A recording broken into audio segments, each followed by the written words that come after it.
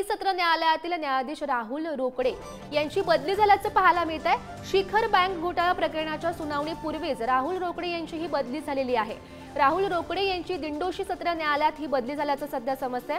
राहुल रोकडेंच्या वतीने 12 जुलै रोजी जी सुनावणी होती ती ठेवण्यात आलेली होती आणि राहुल रोकडेंच्या बदलीवरून विरोधी पक्षनेते विजय वडेट्टीवार यांनी अजित पवार यांच्यावर आता निशाणा साधलेला आहे। अजित पवारांना संपवण्याचं भाजपाचं षडयंत्र असल्याचा आरोप आता विजय वडेट्टीवार यांनी केलेला आहे। तर न्यायालयावर आमचा विश्वास असून न्यायालय अजितदादांना न्याय देणार असल्याचा अमोल मिटकरी यांनी सध्या विश्वास व्यक्त केला आहे। बदल्यांच्या बद्दलात मी काय बोलणार नाही।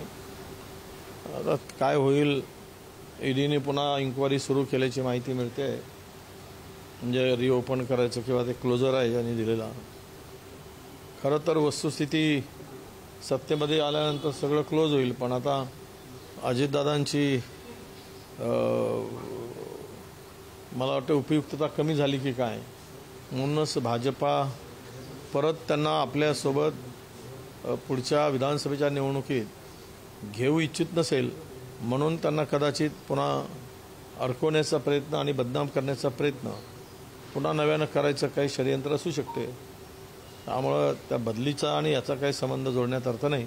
एकीकडे लोकशाहीच्या नावाने ऊर बडवायचा आणि दुसरीकडे लोकशाहीच्याच स्वायत्त संस्थेवर अशा प्रकारे आक्षेप घ्यायचा, ही दुटप्पी भूमिका आणि ही नवं धोरण विरोधी पक्षनेते श्री विजय वडेट्टीवार यांनी महाराष्ट्राला दाखवून दिलेलं आहे।